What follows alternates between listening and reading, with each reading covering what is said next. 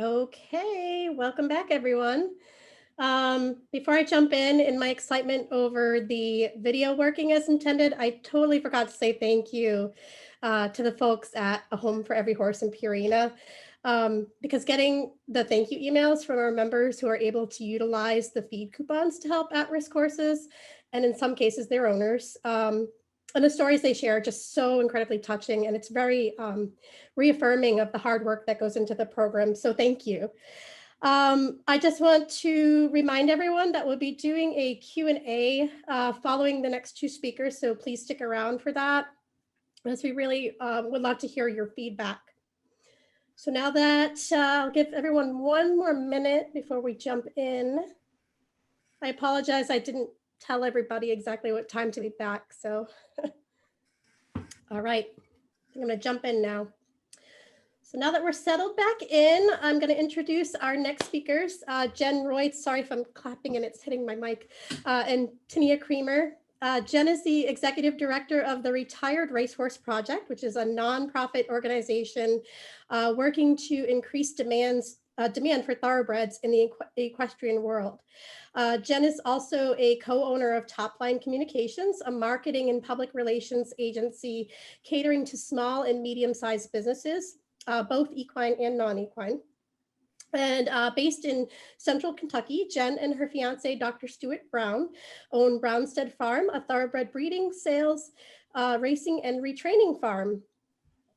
And we also have Tania Creamer with us today, who is the president and founder of Heart of Phoenix Equine Rescue, located in Chills, West Virginia. Tania's area of expertise is in equine welfare, rehabilitation, and nutrition. She has over 20 years of experience with horses, as well as 10 years of extensive professional equine rescue experience in the Appalachian region, having overseen over 600 individual equines rescued by Heart of Phoenix Equine Rescue. She has been designated as an equine expert, speaking at the state legislative level for the purposes of rulemaking and legislation for West Virginia on equine issues. Tania is also an approved instructor for the state of West Virginia to train law enforcement officers and animal control officers, and has operated as an expert witness and fact witness on various equine cases throughout West Virginia. So we're going to set this up as more of a panel discussion, and I'll open up with a lovely clip of the Thoroughbred Makeover and National Symposium. And again, I hope the technology gods are on our side today. We'll do this again. Fingers crossed.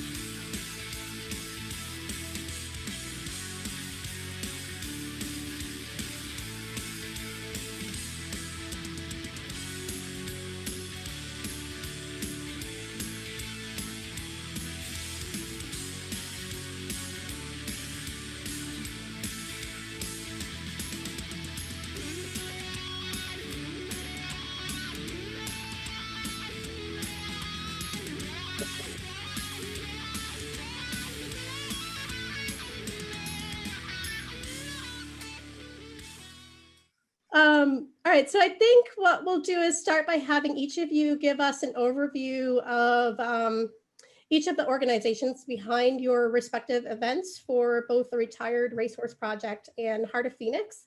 Jen, we'll start with you if that's okay, and I'll hand the virtual floor over to you. Sure. Well, as she said, the Retired Racehorse Project is the nonprofit organization behind the makeover. And as I'm talking, you're kind of seeing some photos that show the evolution of the makeover. It started as a competition on the home stretch of Pimlico Racecourse in Maryland. And the first year it was an invitational competition, and we had 26 horses and riders, and they showcased the 10 different disciplines that we offer. And we thought we maybe we get like, 100 people there watching and just kind of have a small little celebration of the thoroughbred. And instead, we had hundreds upon hundreds of people who came to watch it, and all of a sudden got a ton of demand from people wanting to compete in a competition like that, that wasn't just a horse show itself, but was a retraining competition to show what people could do with the retraining of a thoroughbred, at first in 100 days, and then expanded to 10 months. And so that's kind of the trajectory that we've been building upon. And Ashley, I think you need to click for it to advance. For some reason, it's not advancing on its own on my end. But that'll help it progress through the pictures. There we go. And so the next year, we opened it up to people around the country. We had about 150 people enter the following year. We had like 300 or more enter the next year, 500 the year after that. And so we've gotten to this point where we're consistently getting like 600 and 700 entries. And it's basically based on the person who's the equestrian that's going to be retraining this horse entering and being approved as a trainer, and then they go out and find a horse. And so all of the horses that compete in this competition only have at the most 10 months of retraining after their last race. And the impetus for that was really to showcase how versatile these horses are and how much they can learn in that first year, because it's kind of a given in the thoroughbred world that that first year after their racing career comes to a conclusion sets the trajectory in a lot of cases for what that horse's life is going to be after racing. If they get a really good foundation of training that first year, the world is their oyster. But if they end up kind of falling through the cracks or falling off of the radar, a lot of times it's a much steeper climb to get to their second career. Doesn't mean it can't be done by any means, but setting the tone in that first year really makes things easier down the road for them. And so the organization created this event to try to promote that. The founder, Stuart Pittman, had seen that the demand for thoroughbreds after racing was really waning, and he had grown up in a generation that got horses off the track and used them for everything from show hunters and show jumping to dressage, eventing, out in the hunt field, you name it. And that really kind of started to fall to the wayside as the warm bloods took over, especially in the show ring, but also, in eventing and in the hunt and anywhere else. And so his goal with creating the Retired Racehorse Project, and then later creating the idea that became the Thoroughbred Makeover, was to do something to bring the thoroughbred back to prominence, but incentivize equestrians to choose thoroughbreds over another breed. And so this competition has right now about $135,000 in prize money available. So that's a pretty good incentive for someone to get a horse that's relatively inexpensive when you think about the value of show horses and show horse prospects. They're getting these horses for a couple $1,000s at most off of the racetrack, and then putting all of this training and foundation into them. Some people who compete in the competition are getting that horse with the intention of keeping it forever, or at least for the long-term future. Other people are getting them off the track with the goal of they want to put a foundation of training onto that horse, compete in this competition, and then offer it for sale over the next year, 2 years, 3 years, and make a profit off of it, which is great too, because not everyone is in the position to be retraining a horse in that first year themselves, but they'd be very well positioned to take on a horse that's received that foundation of training. So it serves a couple different populations in the thoroughbred industry and has really helped to move the needle in that respect. In addition to the competition itself at the Thoroughbred Makeover, as Ashley mentioned, we also have a national symposium aspect to it. So at the Makeover, we have several seminars geared toward the nutrition side, saddle fitting, soundness, overall care, a lot of these topics that are of interest to people taking these horses off of the track that are going from one lifestyle and athletic performance level all the way to another.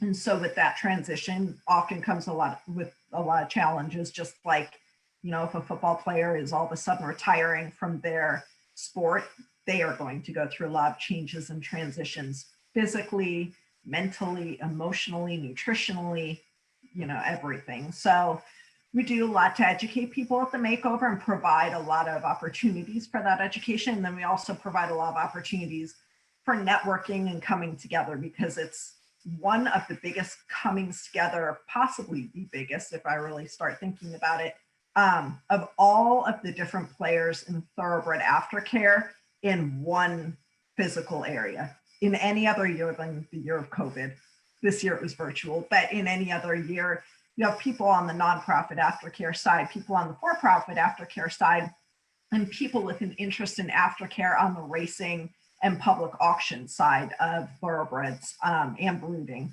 And so getting all of those people coming together, meeting each other, networking, collaborating, that's a huge deal. And it's really helped to create a lot of other new initiatives. Then in addition, we partner with the ASPCA to offer the Makeover Marketplace. So about a third of the horses that are offered or that compete in the Makeover are offered for adoption or sale after they compete at the Makeover. So there's always like a ton of people who come to the Makeover for no other reason than to shop for horses, because where else are you going to get to see 150 or more well-started sport horse prospects in one area? So that is a really cool opportunity that's unlike anything in North America.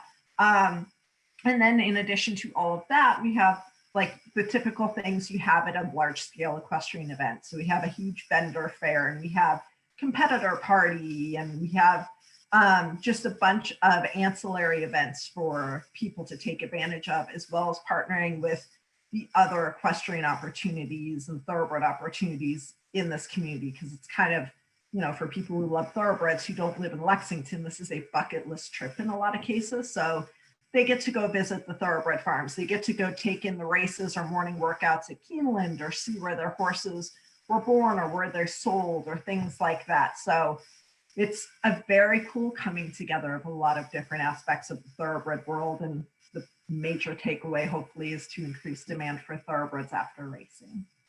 So that's the biggest nutshell overview ever. I love it. A compliment to what Tania does with, you know, all breeds, but who are coming at it from a different perspective. All right, Tania, your turn. All righty. So the Appalachian Trainer Face-Off, it was born very much of necessity, not so much different than what we just heard, even though it's all breeds. What we found is, in our case, and it's always been, that there were adopters for trained horses, but we were not getting trained horses. In West Virginia, the bulk of horses that we would receive were untrained horses, sometimes feral horses, poorly started horses, or they were horses that we would gather from the strip mines. And if people aren't familiar, in Kentucky and West Virginia, there are as many as thousands, you know, maybe not just hundreds, but thousands of horses that are turned out on active mine land or reclaimed mine land, and then they breed, and it's a very complicated situation. But we could not see a way that we could help those horses effectively without access to trainers. And so we kind of went to the table with having heard of some events that were similar, and keeping the Extreme Mustang Makeover in mind. And the Appalachian Trainer Face-Off was born in 2017, and the first event was 2018. The first event, there were 4 trainers, 4 horses. And we did still hold our event in 2020, just as we would have regularly have held it. We were very thankful that everything worked out to allow us to do that. So our pickup date in May saw over 60 horses go out with trainers, and in some instances, good horse people working under trainers. So we saw the horses picked up, 100 days of training in, and we saw The bulk of those horses were adopted in August. The event has a basic skills component. It has a trail obstacle course component, and it is a competition. And so there's a freestyle. There's prize money available. We divided, as the years have gone on, we've divided the event into an amateur division, a professional division, and what we call a showcase division. And so the showcase division is the portion that is not judged, and you don't necessarily have to be a trainer, but you do have to be a skilled horse person, and you can take horses in that division that have various backgrounds and maybe actually have a lot of training, but have more potential with being at this event. So essentially at the end of this year, we saw about 1,000 people attend in spite of the challenges that 2020 brought. And I don't have the numbers right in front of me, but it was more than an 80% adoption rate because the event, a 3-day event, it ends with an adoption auction to approved homes so they can bid on these horses.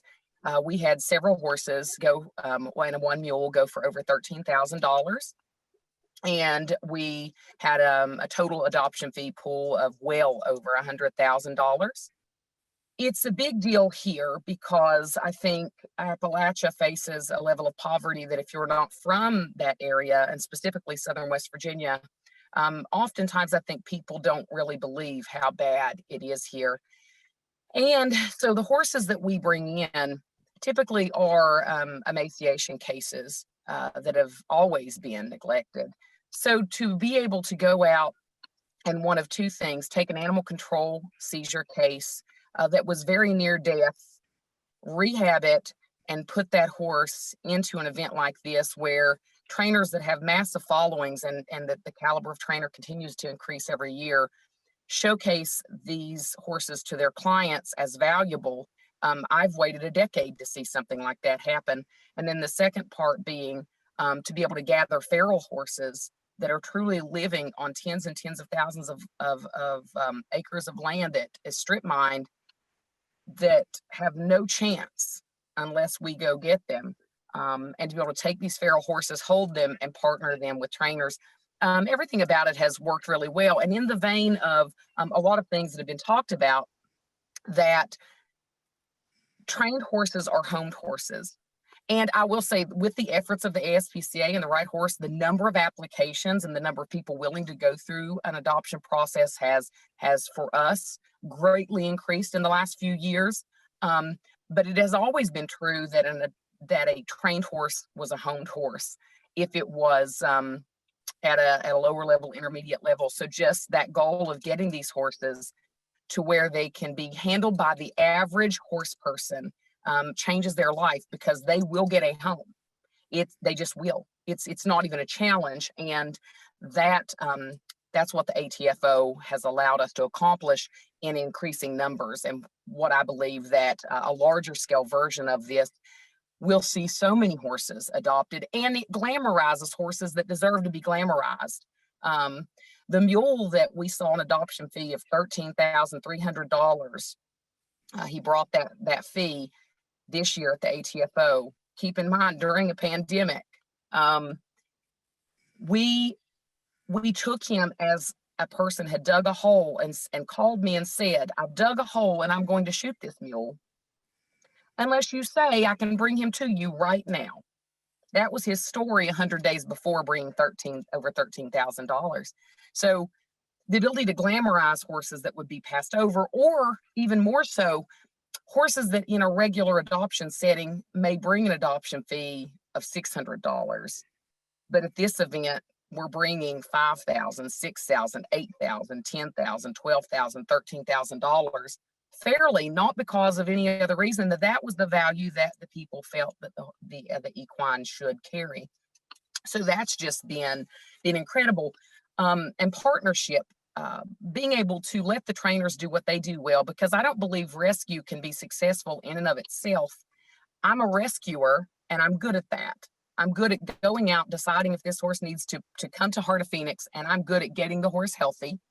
I'm not a trainer, and even if I were, I could never touch the base of the need that is out there. I want the people to do what they do well And I want the trainers to do that. So they're the trainers. So it's a way to make it worth the trainers' while. We have a very large social media presence, a very large reach. And so trainers that are doing a good job, multiple benefits is that we share everything they do for the 100 days, everything they do on every social media platform we have. Some of our Instagram posts see 100,000+ likes. So it's valuable to the trainer.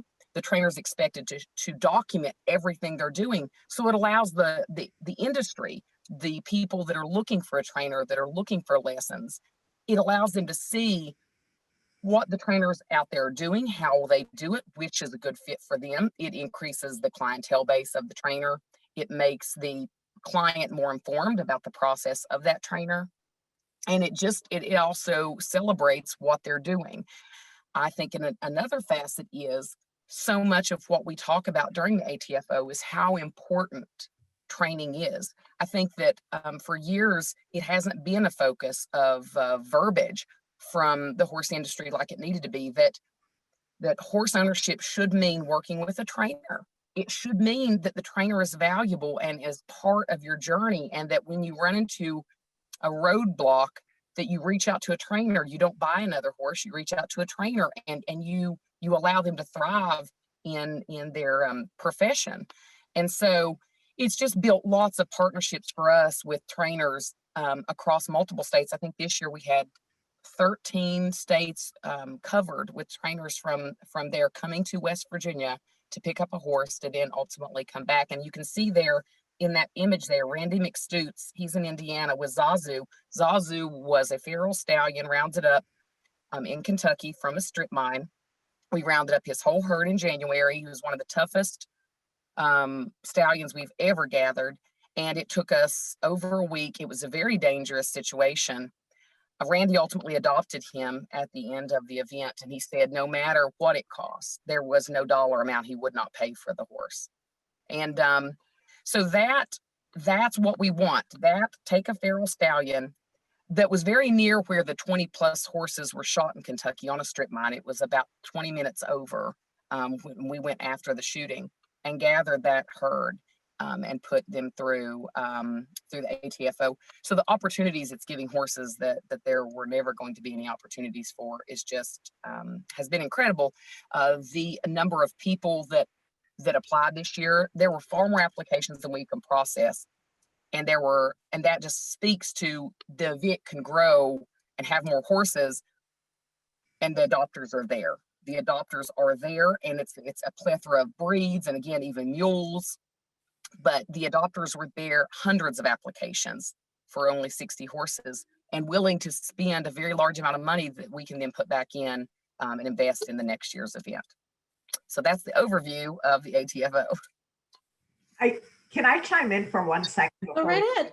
Go right ahead. Discussion topics. I think what you hit on, Tania, with like glamorizing them and taking away that stigma, I think it's a challenge that we both face from very different perspectives. You know, like whether it's rescue horses from the strip mine or thoroughbreds that maybe someone at one time paid a lot of money for, and then all of a sudden this horse is perceived as having no value and needs a new job. Like a big part of that is that I know with the thoroughbred industry, there were a lot of equestrians that didn't choose a thoroughbred versus other breeds that were out there as options simply because they felt overfaced by them and they felt intimidated taking them on, just like, you know, a lot of people would be intimidated taking these feral horses on. But if someone knowledgeable and educated and, you know, interested puts the right foundation of training on them, all of a sudden they have value to a much wider subset of people and they're approachable. So I mean, I think it's the same issue, two different chapters of the same book. And this kind of a competition format really helps to encourage people to do that and then create the marketplace for them to be showcased to a really wide subset. No, I agree. And it's something that I just never imagined happening. And then I saw a question about it turning into a regional, then ultimately a national thing. And that's my hope for this event, is that we've done the groundwork. We know and continue to learn what works for the ATFO, but allowing it to go onto a regional thing that ultimately lends to a national competition will only continue to glamorize, increase the value of these horses. And we also have included thoroughbreds, but I loved the thoroughbred makeover. I went last year and I thought that was fantastic. And there were ideas that we took away. And I think that just in that vein of partnership, that there's so much in a think tank that could be developed for all breeds. And then there was a question there about horses of lesser value. Could this benefit them? Yes. So the showcase that we do includes unstarted horses. It includes, 6-month-old yearlings that are usually a little harder to place. They go through training on the ground. So young horses and senior horses go through. So it absolutely, the platform, and as we've developed it, works for any horse in your organization. And yes, the showcase horses do not bring as much, usually, not always, because sometimes the showcases, the mule was a showcase, but they don't bring as much, but they get a home, and that's what matters. And they get a home that has been able to watch them. And if you think we were talking earlier about rate of return, there's a very low rate of return on these horses. I will say part of that is screening, because lots of people want to apply for a 100-day horse but are not ready for them. So you do need to screen well if you're talking about 100-day horses. However, with the proper screening, there were still more applications than we could even get through, and far more bidders than there were horses.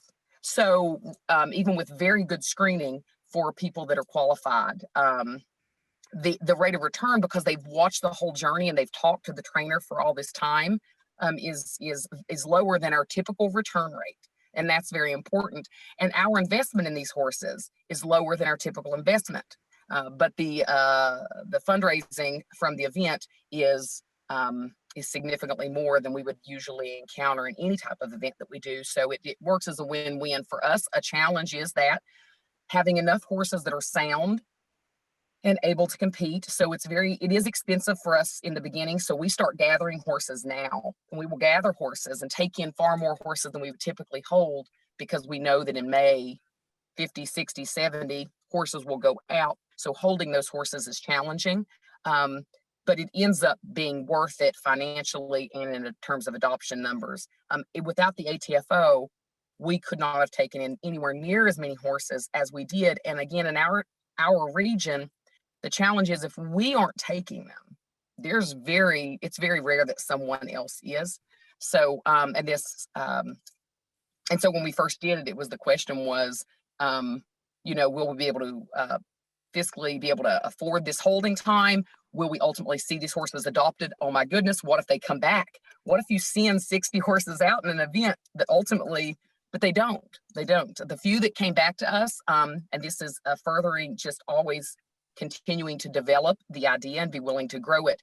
The horses that came back to us, some of our trainers said, what if we make the ATFO 365? So it's invitation only. The horses that don't get adopted it's always the only reason a horse did not get adopted that was in the competition was they still needed more work.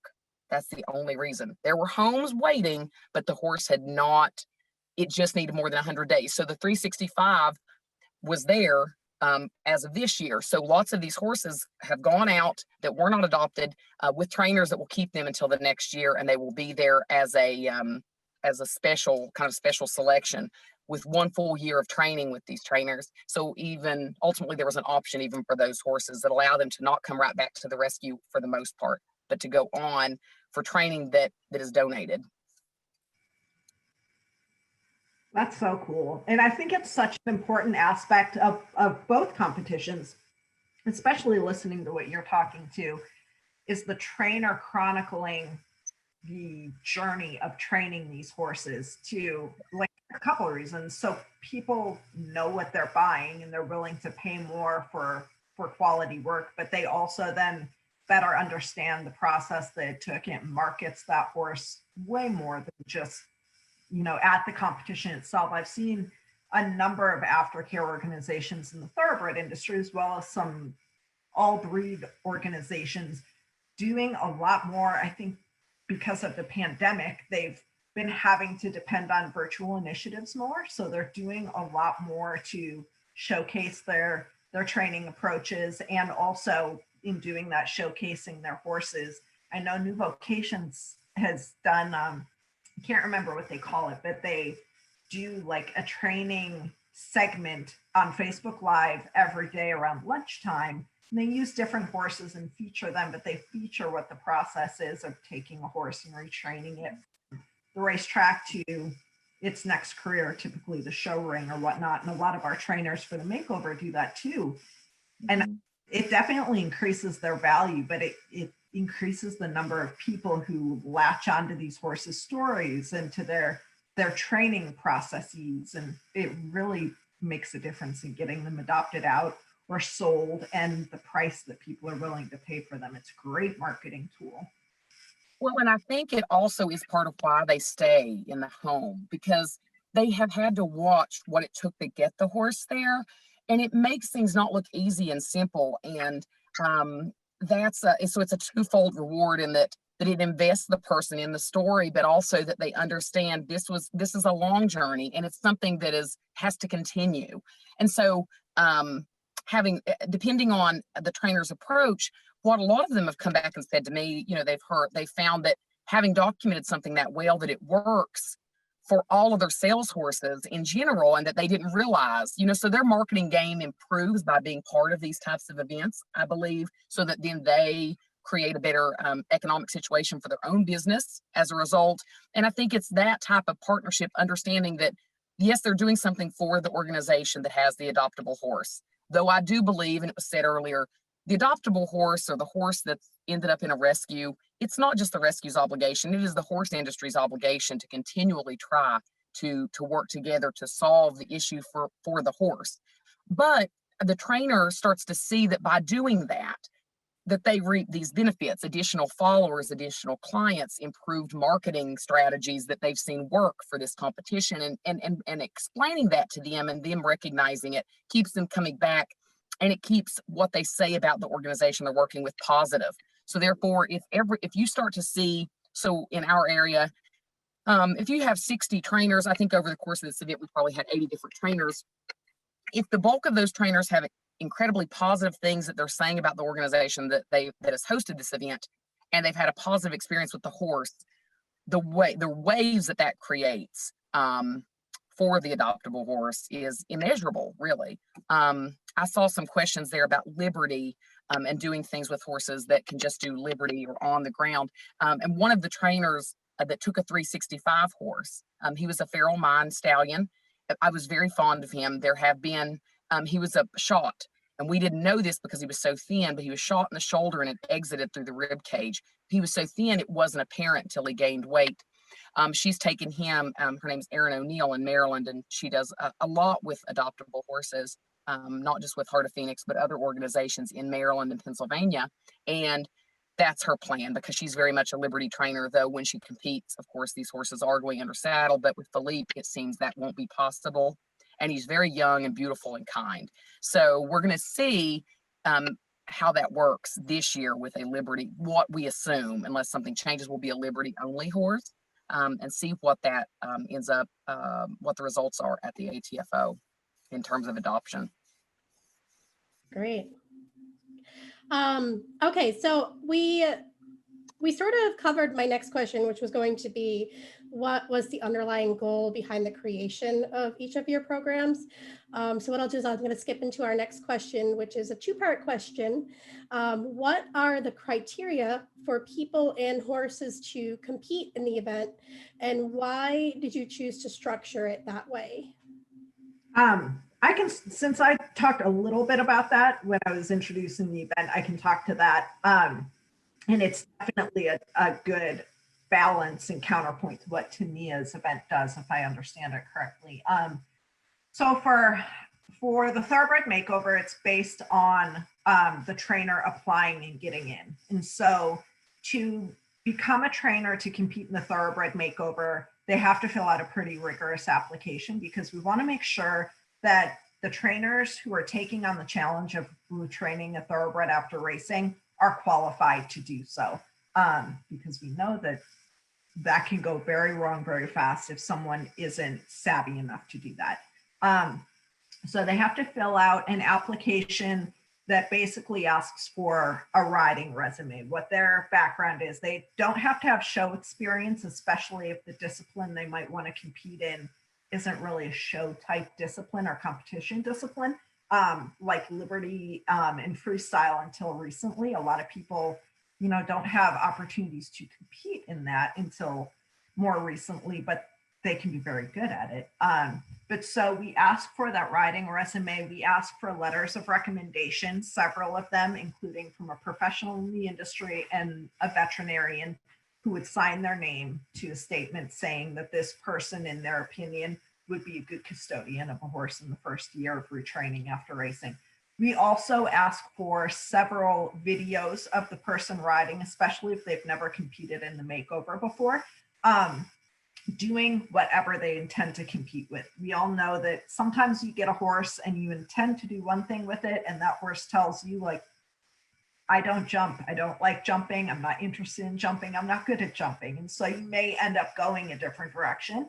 But when you apply to be in the makeover, you usually have an idea of what division or discipline you want to compete in based on your background. So we ask for a video of that. If they want to compete in the 3-foot jumpers or 2'6" jumpers, they need to show us a video of them competently navigating a 2, 6, or 3-foot course. Same with barrel racing or anything else. And so every year we've kind of incrementally raised the bar of what level of proficiency will get you into the makeover, because we've been lucky enough that every year we've had more and more really savvy junior, amateur, and professional riders wanting to compete in the makeover. And so if we run into applications where someone doesn't meet that bar, we work really hard to, like, we don't want to turn them away totally by any means, because if they're interested in doing this, we want to hone their interest. So our director of operations has an expertly worded letter that is sent to those people that don't quite meet the bar, explaining that, this year we unfortunately can't accept you into the makeover, but there are some great makeover trainers in your area. We'd be happy to connect you with them, and they can help you work through, restarting a horse and helping maybe them with their horse, basically serve as a mentor. And we'd love to welcome you back into applying next year. It's surprising how many people we've had who have applied and not gotten in the first time they applied. They went through the process of letting us help them find a mentor in their area, learning more, taking lessons, getting more of the skills necessary to take on a horse, and then they end up reapplying the next year with the horse, getting in and doing very well. So that's an exciting part, because it really is cultivating the market of the people who want these horses. And then once people get in, they then have until August 1st before our event in October to declare what horse they're going to compete with. So they source the horses from all different areas. They can get them directly from the track themselves. They can buy them privately from someone who has gotten them off of the track, or if it's still at the track with the trainer, they can adopt them from an aftercare organization. But the horse has to have raced on or after, like for this year, it would have been on or after July 1st of 2018, I believe. So we basically give a 1.5 year window. So if a horse retired from racing with an injury, that injury has had all the time it needs to heal. We never want to put someone in the position to rush a horse's rehabilitation. And then that horse cannot begin its official retraining until December 1st, the year before the competition, so that everyone is on an equal playing field of 10 months or less of retraining. And so you'll get, a 15-year-old competing alongside an Olympic veteran in a sport like eventing or show jumping. And it's really cool to see what these different people can all do in 10 months, because it shows you how good some of these amateurs and juniors are at retraining a horse, but it lets these people who have risen to the top of their sport get back to the roots where they came from. So it's a pretty cool concept.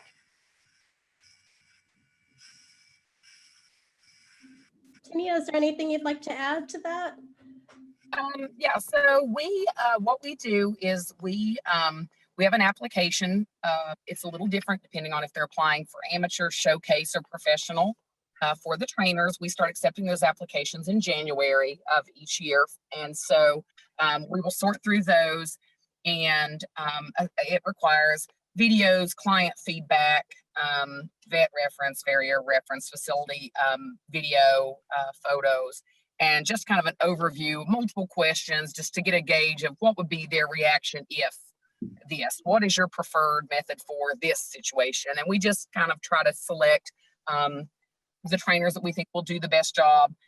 We'll say that even with the best screening, there's always a few that disappoint. And you do have to accept that that's the way of it. Nothing's perfect, and there's no application that's going to handle every an intent of somebody to not be totally honest. But we've been actually mostly overwhelmed with how fantastic the trainers have been, and they continue to increase the caliber of training and the applicants each year. So that's been great. Every year, more applicants. Every year, a higher caliber of applicant. And in terms of choosing the horses, one challenge we have is when the horses are feral, how much you can determine on age and how much you can determine on soundness. It's limited. And obviously, if we're going to try to get the horses trained where we can do those things before the event, it's kind of counterproductive. And in some cases, not even feasible with everything else we'll have going on. But we do try to pick horses that are under 15 years old.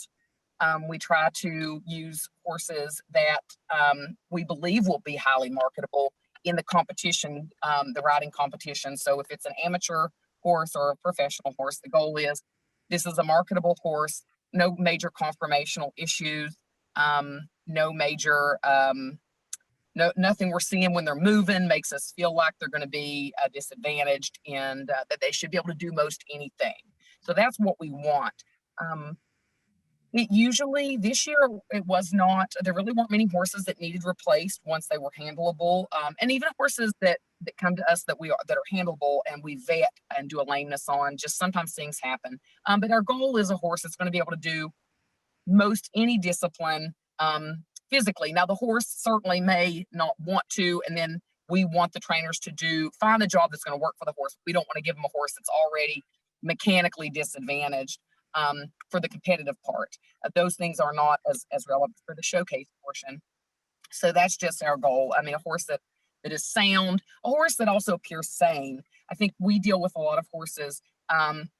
There are instances where I don't think a horse is a good candidate for a competition. I don't get that feel, or we collectively don't, that we feel the horse is mentally going to go through this really well. Most do, so it's not something that pops up often, but a horse that we really think is going to thrive in that environment, physically and mentally. Yeah, I would second that for sure. And I try to hit that point home with all of our competitors. We do a lot of webinars to help our competitors, progress through that 10-month period. And one of the things that we really try to hit home with them is that this competition is not the right goal for every horse in their first year after racing, just like it's probably not the right goal for every horse in that first year of retraining after being rescued. And so that doesn't mean there's anything wrong with that horse. It just means that either physically or mentally, they might need more time, or they might need they might be overfaced by this challenge. So I think it's really important for people to be mindful of that too. Like, not every horse or human fits in the same box. Okay, so my next question for you guys is, what has each of these events accomplished since their inception? For the Thoroughbred Makeover, I mean, having competition in its current form over the last 5 years, we do a ton of data collection, which I'm sure the people on this call will love as much as I do. We do a survey after every competition of all of our competitors, as well as all of our other constituents, our vendors and our sponsors and our attendees and things like that. But from the competitors, we ask, how much money did you invest in the retraining of your horse during that 10-month period? And How much did you pay for that horse to acquire it? If you sold it or adopted it, how much did you sell it for after the retraining? And so over the last 5 years, we know that our trainers collectively have invested more than $20 million into the care and retraining of their horses in that 10-month retraining period.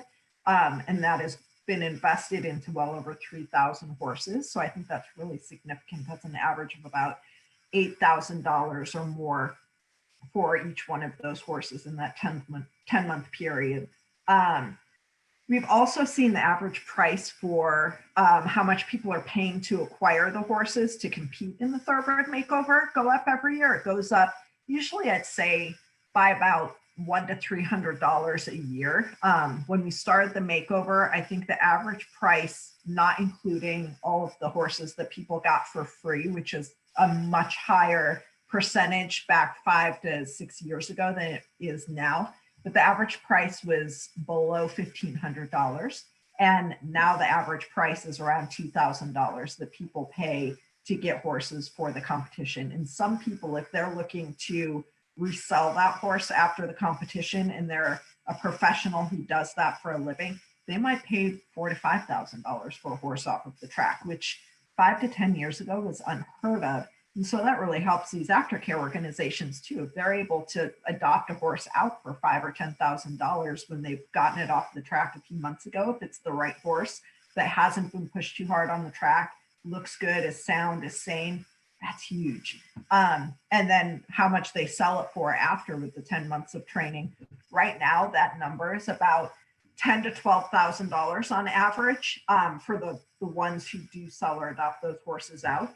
You know, some people are just looking for a recreational all-around forever horse, and their budget may be $4,000 to $5,000, and there's horses at the competition for that. There's other people who are looking for an upper level prospect, and they come to the competition looking for horses that fit that box, and they're happy to pay $20,000, $25,000, $30,000 or more for those horses. The one on the screen right now, that polo pony, won the competition a couple of years ago, and one of our judges from the polo division actually purchased that horse for well over $30,000 as a polo prospect. And that was a horse that the kid got from a brooder in West Virginia. The horse trained at the track, but I don't think she ever raced. And I think the kid, he was 17 years old at the time, got the horse either for free or $500, something like that. So that's not a bad uptick for a kid. Not at all. Wow, that's impressive. Tinia, would you like to add what the events have accomplished since the inception?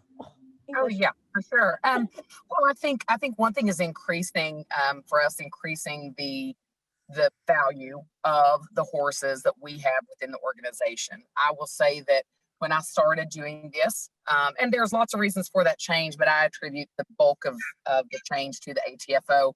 When I started doing this, it was almost impossible to get someone to submit an application, let alone pay a fee for what they had deemed a horse in a rescue. So much has changed. So just the overall value of the adoptable horse from Heart of Phoenix, what that means, what that looks like has changed. I think there's a change of what the average person that comes to the rescue and what they think a horse can do. That perception has changed. We've grown our trainer partnership from 5 trainers to really, in many ways, at least 60 of the 80 trainers would be willing, if asked, to do something for us to help the organization or a horse through the organization. So we've grown our partnerships. We've also, Horse TV is doing a series on the ATFO. They filmed this year. They'll be filming through this year and making a series going into 2021. So I think that will increase everything that we want to increase: adoptions, the value of the horse, the number of trainers that want to apply, the caliber of trainers, the ability to get the events sponsored, and to grow more events that are done in the same vein to ultimately lead to, a national competition. It's grown the number of horses that we can take in a year and adopt out. And I think for West Virginia, it's given us a relevant event. West Virginia is not a horse state, and it's not ever going to be a horse state. But this is the largest attended equine event in the state, and it's a rescue-based animal welfare event. And so for us, that was huge, and it gives us a lot of power when we go to the legislature and talk about equine issues. We're taken seriously because we can go in and say we host the largest equine-based event in the state of West Virginia. So if we're saying something, you need to listen. So there are even legislative implications, and especially wrapping into things that need to happen for the feral horses on the lands of West Virginia. This event gives us an outlet that we can go to counties that this affects, and we can go to the state legislature and say, we have a really awesome opportunity for these horses. They don't have to languish out here and be shot. They're not target practice. So, so for us, it's just been, there have been so many things that this single event has done. And really is ultimately, I think, the greatest thing that our organization probably ever will do. Thank you for that. Next question, I'm going to sort of lump both of these together because I think they're related.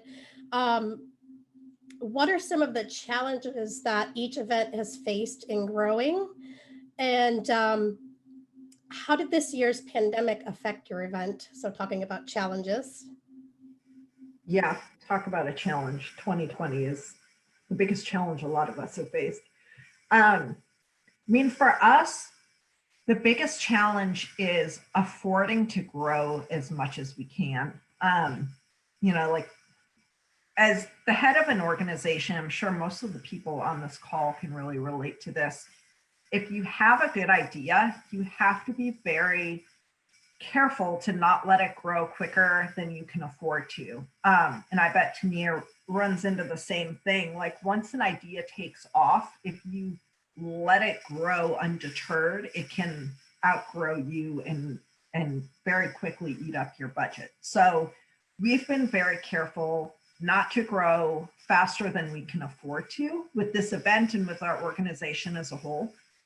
And also not outgrow our staffing capacity for what we can put on. We really always want to make sure that we're putting on a good event and that people are getting what they pay for. You know, as far as our competition, compared to most of the competitions at the Kentucky Horse Park and most national competitions, it's a very affordable competition. But for a lot of the people who are competing at the Thoroughbred Makeover, I mean, that's like one of the biggest spends they have all year, because it's not just the competition. They're investing in this horse, like I said, and the care that goes into it, and their own training and taking lessons and nutrition and shoeing and therapy work and all this kind of stuff. So really working hard to get the sponsorship and to convince our sponsors of the value of this competition, both sponsors on the equestrian side and sponsors on the racing and breeding side. That's always a huge challenge, is to, you know, get these people who are so inclined to spending 6 and 7 figures on for-profit horses to invest that in the nonprofit sector, not just in the Retired Racehorse Project, but in all of the aftercare nonprofit work that's being done to try to get that to be a more relevant part of the business of thoroughbred horses. You know, it's not a charitable arm. It's just an arm of this business. So that's a huge challenge for us. And then as far as 2020, we had to cancel postpone the makeover competition itself, cancel the in-person event. We took a lot of it virtual this year, which was successful. And I think one of the silver linings of 2020 was that we learned how to do a lot of things virtually or change the way we do things to be more cost effective since fundraising was down, or to just be able to connect with people without having to do quite as much legwork. So we learned how to work smarter, not harder in a lot of ways. But we also worked really hard to make sure that our postponement plan for the makeover really still supported all of the people who had acquired horses to compete in the event.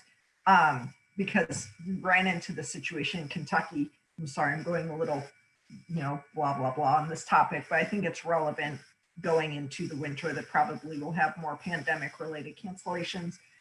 We ran into this situation in Kentucky where we're deciding if we should still put on the competition or not, because technically you could still horse show in Kentucky, but you could not have you couldn't have an audience and spectators there. You couldn't have a vendor fair. You could not have the large scale parties, and basically everything that we used to monetize the event through sponsorships, we couldn't do. So put us in this very precarious position that we put on the makeover. We could not, even if we did everything we could possibly do, we couldn't put our best foot forward and offer our competitors the experience that they wanted to have and that they had worked so hard to have. So we did a couple surveys, which I think were key, asking our competitors how the pandemic had affected them and their ability to train their horses and things like that. And a lot of their feedback was that they were behind in their training. A lot of the elective veterinary procedures or therapy work like chiropractic and laser therapy that they normally do, they couldn't do for a big portion of the year. So that put them back. They couldn't get to the barn as much if they boarded their horse somewhere. So we decided to postpone the competition until next year. And so next year's competition will be a double makeover, offering prize money for both the 2020 division as well as the 2021 entries. So now it's up to us to make sure we have all of the fundraising in place to support that. But I think it's one of those things where very strategically it kind of worked in our favor to take a step back and re-strategize and restructure how we were going to do that in a year that had so many limitations on it. And Yeah, on our end, being concerned going from March to May and just wondering, are we going to be able to do this? Are we going to have enough horses? Where are these horses going to come from last minute if we decide to wait and not collect as many as we're going to need based on applicants? I mean, those were challenges. I have a particular personality that basically just says we're going to proceed to the route and it's going to be fine. And as Grace would have it, it did work out. We had some challenges at the beginning of May where some of the horses were checking older than they had been reported to be, because another part of this event is we did take a lot of horses from other organizations just in that vein of partnership. The bulk do not. They usually do come from West Virginia and through things that we do, but we wanted to help other organizations, and that's been something we've done each year since the inception. So some of the horses that came in, we hadn't had long, and we would find maybe they're older than we expected, older than reported, or there were found of things. So finding horses last minute this year that needed somewhere to go was difficult. Horses, for really what was good news, the sales of horses were high in general in the spring. And a lot of people weren't looking to turn them over in the same way they had in previous years. So that was a challenge. And just the pandemic part, horses not being able, maybe people couldn't haul them out of state for different reasons. So getting the horses to us was difficult. We didn't see a decrease in applications from trainers or anything like that. So that was something we anticipated. Ultimately, we did not get our sponsors. None of our sponsors that sponsored in previous years, except for the ASPCA, followed through. So financially, getting up to the event, it was different than we had looked at when we sat down in December, January, right? So that was difficult. And then we really tried not to market the event except for the people that were already following it. So we didn't sponsor the actual attending of the ATFO. Those posts didn't go out. We didn't have the crowd. We had a crowd, but it wasn't what it could have been. So of course that hurt the gate fees. That hurt us in terms of how many people set up to have booths and things like that. But considering, I think it went far better than I could have dreamed it was going to go in March and April. But those were just the challenges, and really, given all that was going on, I think that we didn't. It was pretty good. I don't think that it. We're hoping that going into this next year, we can go back to the drawing board and really focus on things that we had to let go this year to build the event. Because in some ways, though, we had more horses, we had better fees, we had more trainers. Other things that we had thought to make the event something that was great to attend, we did have to let that go. All right. could you share with us what other key initiatives your organization carries out? I can go first.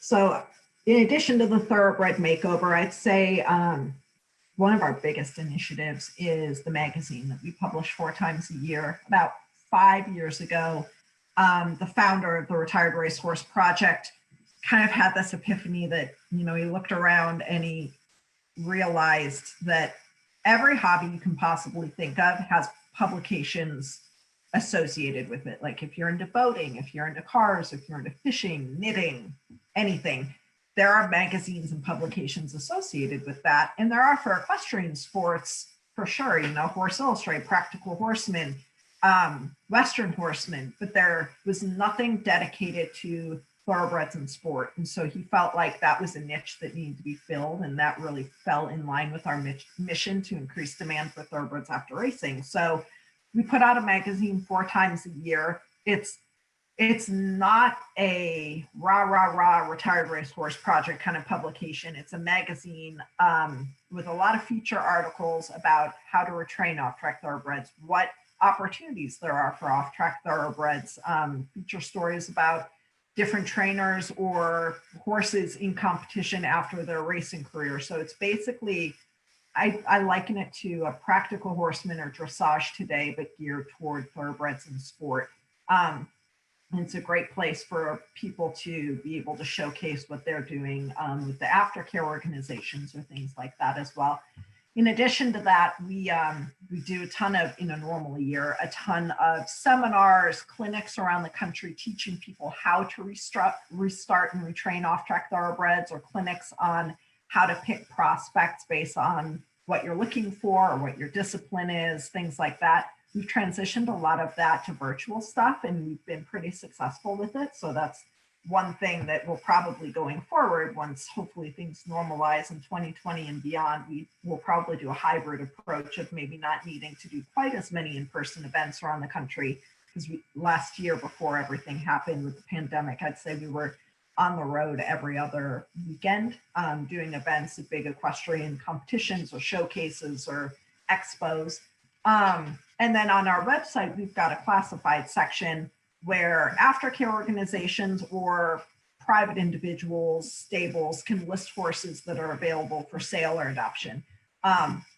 In the last year or two, I think we've all noticed how Facebook has really cracked down on people promoting their horses for sale or adoption. And that's been the biggest vehicle most people have used to market their horses. And so we're working on a project that we'll be launching in the next couple of weeks called OTTB United, which will basically be an app for phones that will let people market and post their horses. We'll have a tool that you can share that to Facebook, but all of the information will be on an app, so it'll comply with all of the Facebook regulations. But hopefully that'll be kind of another step, an arrow in our quiver to getting these horses marketed more appropriately, more professionally, and then increasing demand and getting them placed in the equestrian world.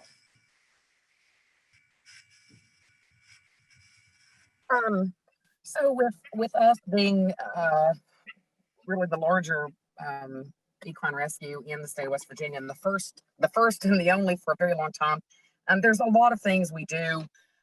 I'm all about, let's not take in a horse that we don't need to take in. The HEFO, kind of another kickback from that, is having met a lot of good trainers that I know will do the right thing by the horse. And trainers, at least I have found, are always willing to take on a good resale project. And sometimes that doesn't sound like language you'd hear from a rescue. But if we, so one thing that we do is I try to determine, does the horse need us? If the horse doesn't, sometimes I will just reach out to a trainer and I'll say, hey, so-and-so, I know you do a great job. This horse doesn't really need to come to us. Maybe this is a horse that it needs to go somewhere right now, but this horse has got a lot of potential. It'll be an easy placement with 30 days. Is this a horse that we can connect you with the owner or the situation, and that it would benefit you because it's a horse that could be valuable and that you can go ahead and deal with. So we always are looking to see, do we need to accept a horse or do we not? We get a lot of information from a lot of people contacting us wanting to surrender horses that we can see ways to keep the horse in their home. So one thing that we do is we offer, if the person's within an area that we can get a trainer to. We have a program where we will send a trainer to the person's location, and let's determine, does this horse do you just need to work with a trainer? Do you just need some tips? Can this horse stay with you? We're very fortunate to have a network of trainers that will do that kind of thing with us. And it helps them in some ways, because sometimes these are clients that have the money and really just weren't told this is something fixable. We do animal control training and law enforcement training for the state of West Virginia. We have done that. I think this is our 6th year. That has really helped us develop partnerships within our counties to be able to really work effectively and get cases taken seriously when things really are bad, because it's a poor state.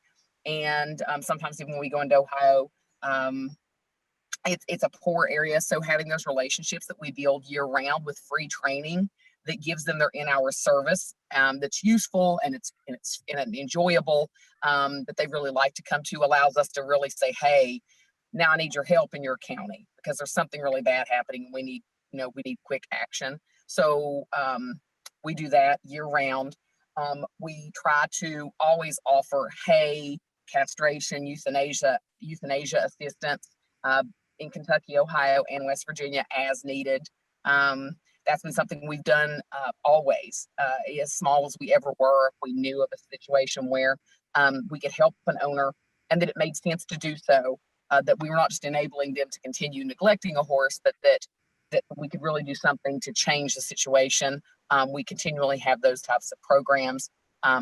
We try to host a lot of clinics where trainers come and it's open to the community for either a very low cost or sometimes free, just because as you build better horse people, the horses win. I've always said it's not that we have too many horses, it's we have too few good horse people and horses not getting enough training. Trained horses have homes, capable horse people can provide what horses need. And so that we just try to build a cycle of good horsemanship as best we can and spread that throughout West Virginia. We do a lot of blogs. We have blogs that have reached millions and millions of people through heartoffphoenix.org. And we try to make the Heart of Phoenix message, if you come to our page, about horsemanship. So you're coming there, here are tips that even if you purchased your horse, and no matter who you are, where you are, this is a place that you can come to get good information. And I think that only lends, it builds your donor base, but it just changes the way that they look at an organization that does rescue. So we try to stay relevant year round to anyone who has horses and not just someone who might adopt or might be a donor. Thank you, Tania. Okay, I'm sneaking in one final question here for you guys. If another organization wanted to try and take something like this on, what would be your advice for them on how to get this started? I will say, if any organization wanted to put something like this on, anything that I or the RRP could do to help and support them, we would be there 100%. It's that whole idea of stronger together. So to me, it's not about like competition between organizations. It's the rising tide raises all ships, and whatever we can do to help. I would say have a very good logistical plan in place, a business plan, more or less, and really get all your I's dotted, T's crossed, and have a great partner in the facility that you're looking to do this, and a couple key sponsors. You don't want to do it when you're constantly operating in the red. And this organization did that the first few years and really had to fight tooth and nail to overcome that, because it's that idea of like, it's a good idea, but it can outgrow you very quickly and then be a drain on your resources financially and otherwise. And I would not be shy about starting small and building momentum and building excitement. The worst thing you can do is start too big and then disappoint people, and you only have that first chance to make a good impression. So if you start smaller and really build the excitement and do it really well, it makes it so much easier once you start doing it repeatedly, annually, quarterly, whatever you're doing. But if anybody did want to do that, whether it's, I mean, it doesn't have to be thoroughbreds, it can be any breed, but if there's ways that we can help and share our best practices or share our pitfalls or, you know, help with our business plan, we're happy to. We're an open book.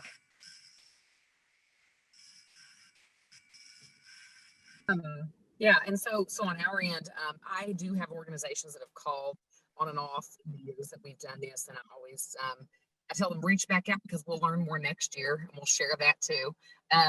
But with my goal that this ultimately ends up being something that's a national competition, is my very hope that people do decide that have organizations that are handling equine welfare, that they do take on a regional type competition, and that that it's structured in a way that works so that they all eventually do mesh. And I think that just means great things for horses. So I mean, if someone has any interest at all, I encourage them to reach out. I'm always happy to chat. And the second part is, if you aren't really ready to do that, I don't think in a state where you have many rescues, that having each rescue having a competition makes a lot of sense. But I would encourage you to reach out and make a collaborative. We are just in a unique spot here. But if you are with a rescue and you have a horse that you just think would do great in this event, and you're not ready to take that on, reach out to us, because we're more than happy to accept the horse. And this also applies if you're on this call and you don't do equine welfare, you're just in the industry and you hear of a horse. You know, that's just a way that we can help, even if you're not wanting to create your own event. And that helps us to, at the last minute, you know, we're not searching to try to find horses in need, but people are just looking and thinking this would be great for this event. So we're willing to help in either of those ways. Yeah, collaboration, I think, is such a key thing to take into account if someone's trying to do this. I mean, we're stronger together. We couldn't put this event on without collaboration between a lot of nonprofit and for-profit entities, not just sponsorship related, not even just gifts in kind. But yeah, collaborating and creating something bigger than yourselves is the right way to kind of find the success with something like this, in my opinion. That's great. Okay, well, that is all that I have for questions. I know that this has been entirely enlightening, and I'm just so impressed with all that your respective organizations have accomplished. So thank you both so much for being here with us today. Moderators, if we have time, are there any questions for our speakers through the Q&A boxes that we can help answer? I didn't see any, so I think. Yeah, I've been following the chat more, but I think we're doing okay. Awesome. All right. So with that, I'm going to move into our Q&A session. After I get this up here. All right. So the roles are going to be reversed a little bit. So it's our turn to ask you guys a couple of questions. We'll be putting up a few slides with questions, and we would very much appreciate if you could stick around to help give us some valuable input and ideas on potential UHC initiatives and programs. If you're using a computer, you can use your Zoom chat box to type in the question number and follow that with your response. We will be compiling all of this information in an effort to help drive strategic change within UHC and also improve our ability to better serve our members and the owners that you in turn help. So now's your chance to speak up, or if you're not comfortable answering in chat, you can always send me an email privately. That's totally fine. My email is uhc@horsecouncil.org. If you're using a phone to dial in, I'd be happy to email you the questions as well, and you can respond at your leisure. All right, so I'm going to go ahead and start here. In addition to our equine resource database and educational materials, how else do you feel that UHC can be helping owners further regarding our responsible ownership and responsible breeding initiatives? I think what I'll do is take this out of full view. That way you'll be able to see. Is the writing too small for you to be able to see that if I minimize? Yeah, it's too small. It's okay? No, it's too small. How Too small, about, okay.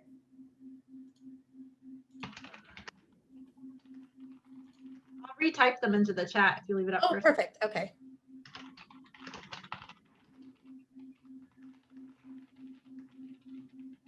Once you get that posted, I'll move to the next one.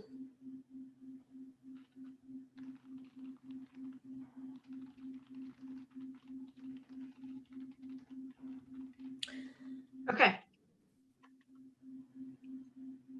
Next question is, how can UHC better be helping the equine industry with responsible ownership and responsible breeding and our ability to disseminate the information that we provide on our website, as well as the resources? So how do you think we could be doing that better?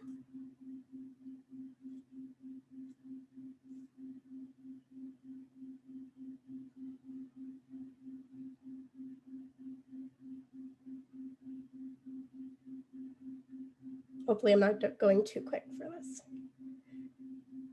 And if you get any ideas, you know, when all this is said and done, you know, please email me.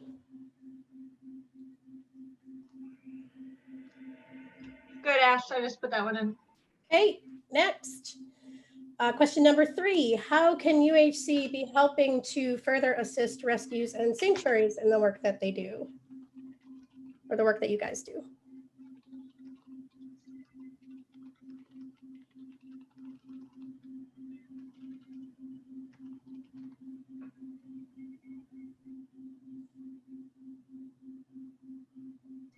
Good. I just put it in. Okay. And then I believe this is the last one. As UHC members, is there anything that we can be doing within the scope of our mission and work to better be assisting your organization? And is there anything that you feel we should be doing differently?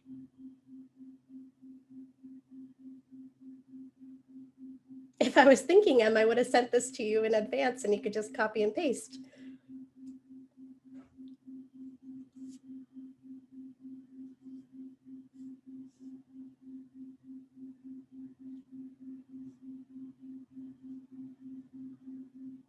I see that's up there. All right. Oh, 2 more questions. Sorry, forgot about this one. For Equine Welfare Data Collective, in addition to surveying equine welfare organizations, what other data points or areas do you foresee the EWDC being involved in?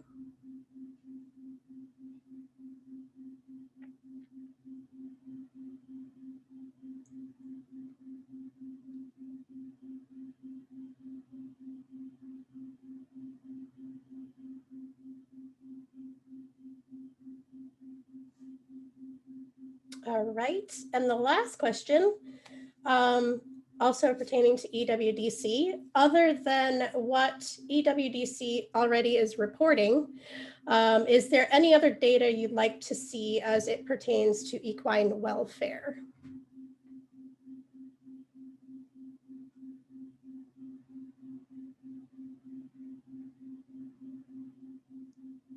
I like that idea, Jen.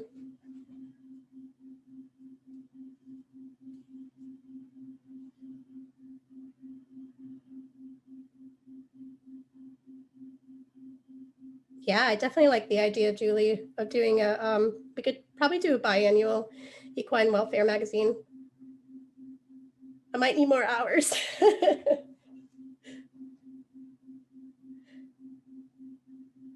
All right, so that is all the questions that I have for you guys. Are there any questions that anyone has for any of our speakers that were here today that we can sort of finish up for you guys? Feel free to post them in the chat. And go ahead and post any answers you guys have in the chat as well to some of those questions we just posted. Yep, or you can email them if you don't feel comfortable doing that.